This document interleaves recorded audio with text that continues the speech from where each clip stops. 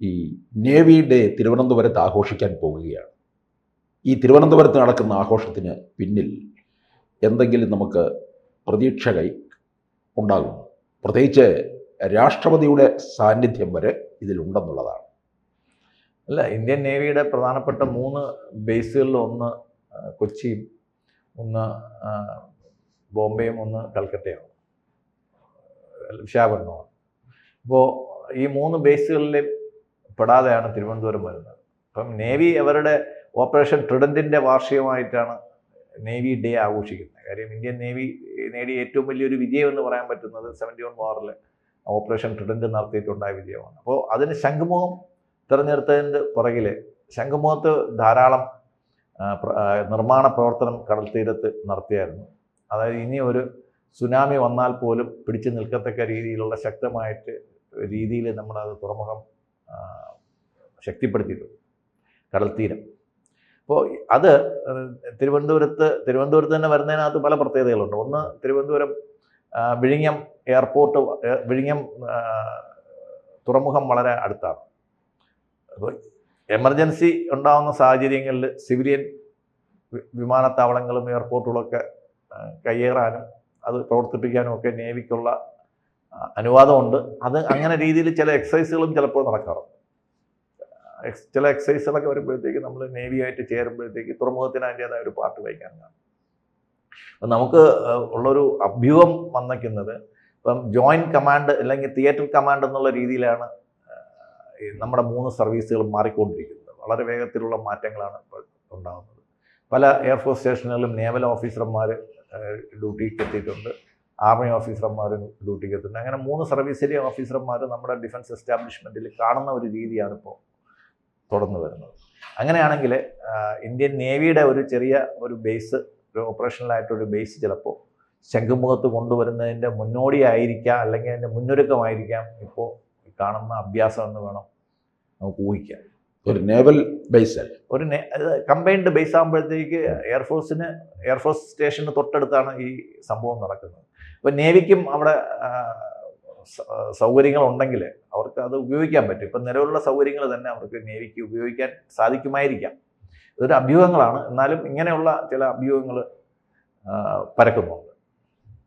ഇത് പ്രധാനമന്ത്രി പങ്കെടുക്കേണ്ട ഒരു ചടങ്ങായിരുന്നു. അതെ. അപ്പം റഷ്യൻ പ്രസിഡന്റ് 4-ാം തീയതി ഡിസംബർ 4-ന് ഡൽഹിയിൽ വരുന്നുണ്ട്. അത് ഇന്ത്യക്ക് ഒരിക്കലും ഒഴിച്ചുകൂട്ടാൻ പറ്റാത്തൊരു പദ്ധതിയാണ്. സാധാരണഗതിയിൽ രാഷ്ട്രപതിയും പ്രധാനമന്ത്രിയും ഒരുമിച്ച് തലസ്ഥാനത്ത് നിന്ന് വിട്ടു നിൽക്കാറില്ല. അപ്പോൾ പ്രധാനമന്ത്രിക്ക് എന്തായാലും വരാൻ പറ്റാത്ത ഒരു സാഹചര്യം വരുമ്പോൾ പ്രസിഡന്റിൽ കുറഞ്ഞ ഒരാളെ നമുക്ക് ഇക്കാര്യത്തിലോട്ട് കാണിക്കാനും പറ്റത്തില്ല. ഉപരാഷ്ട്രപതി ഒന്നും പോരാ. അപ്പോൾ അതുകൊണ്ട് രാഷ്ട്രപതിയെ തന്നെ ഇതിൻ്റെ ചുമതലയ്ക്ക്, ഈ ഒരു ആഘോഷത്തിൻ്റെ ഇതിന് വേണ്ടിയിട്ട് അവർ നിയോഗിച്ചൊക്കെയാണ്. എന്തായാലും രാഷ്ട്രപതിയുടെ സന്ദർശനം തിരുവനന്തപുരത്തെ നേവിയുടെ ചിറകുകൾ മുളയ്ക്കുമെന്ന് നമുക്ക് പ്രതീക്ഷിക്കാം. കാര്യം അവിടെ വ്യോമാഭ്യാസവും നല്ല രീതിയിൽ നടക്കുന്നുണ്ട്. കാര്യം നേവിക്കുള്ളത് MiG-29 വിമാനങ്ങളാണ്. വ്യോമാഭ്യാസത്തിന് വളരെ പേരുകേട്ടാണ്. പ്രത്യേകിച്ച് നമ്മളെ ഇതിൽ നടത്തിയ ഒരു ക്ഷീണം നമുക്കുണ്ട്. നമ്മുടെ ദുബായ് എയർ ഷോയിൽ നടന്ന ഒരു വിമാന തകർച്ചയുടെ ഒരു ക്ഷീണം നമുക്കുണ്ട്. അപ്പോൾ ആ ക്ഷീണമൊന്ന് മാറ്റാൻ കൂടെ വേണ്ടിയിട്ട് നമ്മുടെ മണ്ണിൽ നല്ല ഒരു വ്യോമാഭ്യാസം കൂടെ, വിമാനങ്ങളുടെ ഒരു അഭ്യാസം കൂടെ നമ്മൾ ഇതിൻ്റെ കൂടെ പ്രതീക്ഷിക്കും. മാത്രമല്ല INS വിക്രാന്ത് എന്ന് പറയുന്ന ഇന്ത്യയുടെ എന്താ പറയുന്ന കിരീടത്തിലെ ചൂടാമണി എന്ന് വേണമെങ്കിൽ പറയാം. നമ്മുടെ ഏറ്റവും പ്രധാനപ്പെട്ട ഒരു യുദ്ധക്കപ്പലാണ്, വിമാനവാഹിനിയാണത്. അപ്പോൾ അതിൽ നിന്നുള്ള അത് തിരുവനന്തപുരത്ത് വരുന്നുണ്ട്. അതാണ് തിരുവനന്തപുരത്തുള്ള ഏറ്റവും വലിയ കാഴ്ച വിസ്മയം. അത് നമുക്ക് എല്ലാവർക്കും കാണാൻ പറ്റുന്ന രീതിയിൽ നമുക്ക് കാണാൻ സാധിക്കും. KSRTC പ്രത്യേക സർവീസുകൾ ഇതിന് വേണ്ടിയിട്ട് ചെയ്യുന്നുണ്ട്, ഇതുമായിട്ട് ബന്ധപ്പെട്ടിട്ട്. കാര്യം അടുത്തുള്ളവർക്ക് പോയി കാണാനും KSRTCക്ക് ഒരു വരുമാനം കൂടെ ഉണ്ടാക്കാനായിരിക്കാം. എന്തായാലും നടക്കട്ടെ, കൂടുതൽ ആൾക്കാർക്ക്, സാധാരണക്കാർക്ക് പോകാനും. എന്നാൽ സെക്യൂരിറ്റിയിൽ യാതൊരുവിധ വീഴ്ചയും വരുത്താതെ തന്നെയാണ് ഇത്തരം നടപടികൾ അവിടെ കൊടുത്തിരിക്കുന്നത്. വലിയ ട്രാഫിക് നിയന്ത്രണം തിരുവനന്തപുരത്ത് ഏർപ്പെടുത്തുന്നുണ്ട്. 3-ാം തീയതി 4-ാം തീയതിയും വളരെ ട്രാഫിക് നിയന്ത്രണം, പ്രത്യേകിച്ച് ഹൈവേ സൈഡൊക്കെ. ഇത് തിരുവനന്തപുരത്തിൻ്റെ ഒരു വലിയ വികസന മുന്നേറ്റമാണോ കാണുന്നത്? അങ്ങനെ ഒരു അല്ല, അത് ചിലപ്പോൾ ഉണ്ടാവാൻ സാധ്യതയുണ്ട്. കാര്യം എന്ന് വെച്ച് കഴിഞ്ഞാൽ ഇതിന് വേണ്ടിയിട്ട് പുതുതായിട്ട് സ്ഥലമൊന്നും ഏറ്റെടുക്കേണ്ടി വരുന്നില്ല. എയർപോർട്ടിൻ്റെ ആവശ്യത്തിന് വേണ്ടിയിട്ട് നമുക്ക്, തുറമുഖത്തിൻ്റെ ആവശ്യത്തിന് വേണ്ടിയിട്ടുള്ള ഫെസിലിറ്റീസ് ഓൾറെഡി നമുക്കവിടെ ഉണ്ട്. എയർപോർട്ട് തൊട്ടടുത്ത് തന്നെയുണ്ട്. അപ്പോൾ ഇത്തരം കാര്യങ്ങൾക്കെല്ലാം ഒരു നേവിയുടെ ഒരു ബേസും കൂടെ വരുന്നതിനകത്ത് നമുക്ക്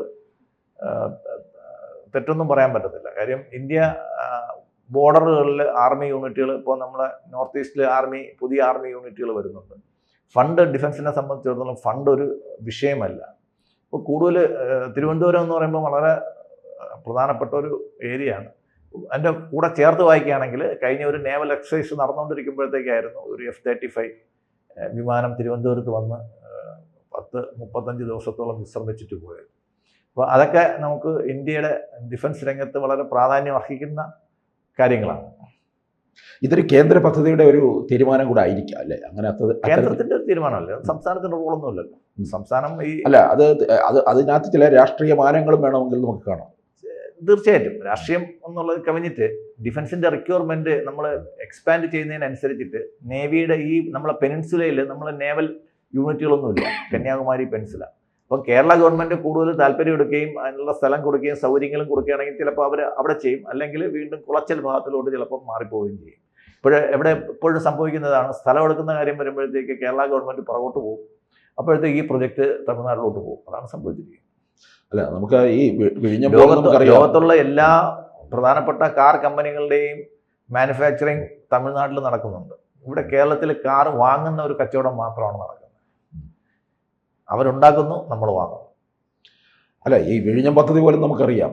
ഈ വർഷം, ഇത് 50 വർഷത്തോളം പഴക്കമുള്ള ഒരു പദ്ധതിയാണ് വിഴിഞ്ഞം പദ്ധതി. 50 വർഷത്തിന് ശേഷം നമുക്കത് ചെയ്യേണ്ടി വന്നു. അത് ഉമ്മൻചാണ്ടി തറക്കല്ല് ഇട്ടിട്ട് പോയതുകൊണ്ട് അത് നടന്നു. എന്നിട്ടും അത് ഇല്ലാതാക്കാൻ വേണ്ടിയിട്ട് ഒരുപാട് ശ്രമങ്ങൾ നടന്നിട്ടുണ്ട്. അവിടെ നമ്മൾ തന്ത്രപ്രധാനമായിട്ടുള്ള കാര്യം, ആ പ്രൊജക്റ്റ് ആദ്യം കൺസോർഷ്യം വന്നത് ചൈനീസ് കൺസോർഷ്യം വന്നതാണ്. ഡിഫൻസ് മിനിസ്ട്രി അന്ന് എതിർത്തതുകൊണ്ട് മാത്രമാണ് അത് നടക്കാതെ പോയത്. ഇല്ലെങ്കിൽ ആ വിഴിഞ്ഞം തുറമുഖം ചൈനയുടെ കമ്പൻതോട്ടം മാതിരി ചൈനയുടെ കയ്യിലായിപ്പോയത്. ഡിഫൻസ് അത് വളരെ ശക്തമായിട്ട് എതിർത്തുകൊണ്ടാണ്, മിനിസ്ട്രി ഓഫ് ഡിഫൻസിൻ്റെ ശക്തമായിട്ടുള്ള എതിർപ്പുണ്ടായിരുന്നു. ചൈനീസ് കൺസോർഷ്യത്തിന് യാതൊരു രീതിയിലും സംഭവിക്കില്ല. എന്നാൽ ഇപ്പോഴും അവിടെയുള്ള പ്രധാനപ്പെട്ട എക്യുപ്മെൻ്റൊക്കെ ചൈനയിൽ നിന്ന് ഇറക്കുമതി ചെയ്തതാണ്. കാര്യം ആ ഭാഗത്ത് അവർ ഭയങ്കര വിദഗ്ധരാണ്. അദാനിക്കാണെങ്കിലും ചൈനയിൽ നിന്നാണ് ക്രെയിനുകളും മറ്റു കാര്യങ്ങളൊക്കെ ഇറക്കേണ്ടി വന്നത്. പക്ഷേ ഓപ്പറേഷൻ എന്തായാലും അദാനിയുടെ കയ്യിൽ തന്നെ സുരക്ഷിതം. ഈ BJPയുടെ കേരള സംസ്ഥാന ഘടകം നമുക്കറിയാം, തിരുവനന്തപുരത്തിന് ഒരുപാട് വികസന കാര്യങ്ങൾ പറയുന്നുണ്ട്. അതിൻ്റെയൊക്കെ ഒരു ഭാഗമായിട്ട് പോലും ഇതിനെ കാണേണ്ടിയിരിക്കുന്നു എന്ന് സംശയം അല്ലേ? ചിലപ്പോൾ ആയിരിക്കാം. എന്തായാലും മിനിസ്ട്രി ഓഫ് ഡിഫൻസിൽ നിന്ന് ഒരു യൂണിറ്റ് വരുന്നത് വികസനത്തിൻ്റെ ഭാഗമൊന്നും നമുക്ക് കണക്കാക്കാൻ പറ്റത്തില്ല. അത് നമ്മുടെ ഒരു മിനിസ്ട്രി ഓഫ് ഡിഫൻസ് ഒരു സ്ഥാപനം എസ്റ്റാബ്ലിഷ് ചെയ്യുമ്പോഴത്തേക്ക് അത് രാജ്യത്തിൻ്റെ നെസസിറ്റി കൊണ്ടാണ് ചെയ്യുന്നത്. അല്ലാതെ ഏതെങ്കിലും ഒരു പൊളിറ്റിക്കൽ ഐ കൊണ്ട് നമ്മൾ ഒരിക്കലും അത് ചെയ്യത്തില്ല. രാജ്യത്തിൻ്റെ സുരക്ഷയ്ക്ക് ഇത് ആവശ്യമാണെന്ന് 4 പ്രാവശ്യം ബോധ്യപ്പെട്ടാലേ അവർ അതിന് വേണ്ടിയിട്ട് കുറച്ച് പൈസ ചിലവാക്കത്തുള്ളൂ. ഡിഫൻസ് സ്പെൻഡിങ് അവർ വളരെ റാഷണലായിട്ട് ചിലവാക്കുന്നതാണ്. കാര്യം നമ്മൾ ഒരിടത്ത് അനാവശ്യമായിട്ട് ചിലവാക്കി കഴിഞ്ഞാൽ അത്യാവശ്യം വേണ്ടിടത്തുള്ള പൈസ ആയിരിക്കും നഷ്ടപ്പെട്ടു പോകുന്നത്. അതുകൊണ്ട് അത് വളരെ റാഷണലായിട്ടുള്ള, അതിനകത്ത് രാഷ്ട്രീയ തീരുമാനങ്ങളൊന്നും ഉണ്ടാവുമെന്ന് എനിക്ക് തോന്നുന്നുണ്ട്. രാജ്നാഥ് സിംഗ് ഒന്നും അങ്ങനെ ആ രീതിയിൽ ചിന്തിക്കുകയോ അല്ലെങ്കിൽ സമീപിക്കാൻ പോലും പറ്റുന്ന ഒരാളല്ല കേരളത്തിലെ രാഷ്ട്രീയ നേതാക്കൾക്ക്.